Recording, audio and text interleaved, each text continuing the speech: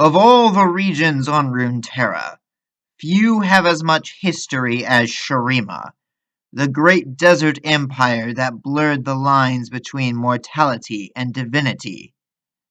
Gather round, for today I shall be recounting this mighty empire's history to all of you. Are you comfortable? Good. Then let us begin. So a long time ago, some gods living on a mountain, no, not that one, encountered a bunch of hentai monsters that threatened to corrupt the world. To combat this threat, the gods gave a bunch of randos in the desert a golden cookie that turned them into super-powered furries so they could fight the monsters on the gods' behalf. After the fighting was over, the furries decided they wanted to make an even bigger golden cookie and build an empire using the power of slavery. The furry empire slowly expanded and conquered an entire continent except for this one tribe of hunters because the people there were just built different. Not everyone who was conquered liked being enslaved though, big shocker, so this one kingdom called Acathia rebelled. And they failed. So they rebelled again. And they failed again. This continued until the Acathians got so desperate that they turned to the hentai monsters for help, but this went horribly for everyone involved. They all got pulled into the darkest depths of the internet except for an old hermit and a dude with a lamp. The furries rallied their army once again, but this time they got PTSD from fighting all the hentai for too long, which should come as a shock to no one. Even though this one guy called Nizook built what was basically a doomsday weapon to fend them off. Eventually, though, the battle was seemingly won and the furries all went home despite the fact that there was still a giant glowing hole in the continent which will most definitely not become a problem later. A few centuries later, the Prince of Egypt happens, except Moses turns into Dr. Manhattan and decides that he now wants to enslave everyone out of spite. Discount Anubis and Sobek try to lock him in a coffin, but that only kind of works, so then Sobek drives Dr. Manhattan into a box and asks his furry brother to lock the door, which Anubis reluctantly agrees to do. Dr. Manhattan then spends the next few centuries mind-breaking his fellow prisoner by convincing him that Scalies and furries cannot coexist, and so Sobek has to kill his own brother to establish Scaly supremacy. Meanwhile, on the surface, the rest of the furries have a civil war because now they can't seem to agree if maybe slavery was a bad thing after all. Also, this one chick got way too into blood play after fighting the hentai monsters and tried to force her kink onto everyone else, igniting a conflict that lasted for centuries. Somehow, the hunter tribe continued to hold on to their independence in spite of this. Eventually, a woman with heterochromia decides to finally do something about the out-of-control furries and calls everyone to an intervention, but only half of them show up.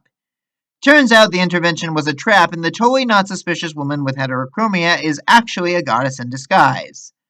The goddess uses a shiny pizza cutter to start a rave that causes the furries to die from partying too hard, but then decides that killing the rest of them is too much work, so she comes up with the brilliant idea to trap them in a bunch of random objects. This, assuredly, will not become a problem again later. So the remaining furries all get stuck inside of random objects as planned, except for Anubis because he's still sulking about his scaly brother, and the objects are then hidden all over the world instead of, tossing them into a black hole or something. Some of these hiding places include an underground chasm, another dimension, being chucked into the ocean, and some random noble's attic. This, assuredly, most definitely, will not become a So after the war of the furries is over, things finally seem to be calming down until a totally trustworthy rich girl decides that she wants to go treasure hunting in the city that Dr. Manhattan blew up. She gets Xena the warrior princess, who now has the magical pizza cutter, to help her, and they Indiana Jones their way to a giant door where they think a bunch of treasure must be hidden. They need the pizza cutter to open the door, but the totally trustworthy rich girl turns out to not be so trustworthy after all, and penetrates her fellow Tomb Raider without consent. The rich girl takes the pizza cutter and opens the door, but then gets bitten by a statue that turns her into a snack. The door opens, and a very angry Sobek emerges while Dr. Manhattan laughs maniacally. Xena somehow manages to get her pizza cutter back, but is suffering from a little problem called bleeding out, and stumbles upon the spot where Ozymandias supposedly died a long time ago. Turns out that Xena is actually Ozymandias' great-great-great-great-great-great-great-great-great-great-granddaughter, and her blood causes him to wake up from a centuries-long nap because he wasn't actually dead, just sleeping without a body. Ozymandias tries to call 911, but then realizes that there were no phones or ambulances in ancient Egypt, so he does the next best thing and dunks his descendant into a pool of water. Turns out that a nice bath is all you really need to survive severe blood loss, so Xena wakes up just in time to see Ozymandias turn into a bird because of reasons. Anyways, Dr. Manhattan and Ozymandias go to war because they both want to own all the slaves now but can't be bothered to share. Sobek sets out on a quest to prove Scaly's superiority, and Anubis finally decides to get his life together after some dudes try to assassinate him. Meanwhile, a depressed psychic decides to make his own cult to the Queen of Hentai, who emerged from the darkest and most depraved reaches of the internet to take over the world. It now falls to an earthbender, the Olympic torchbearer, Time Santa, Xena with a pizza cutter, a Wakandan, female Venom, Darth Vader, and a Koopa to save all of Shurima.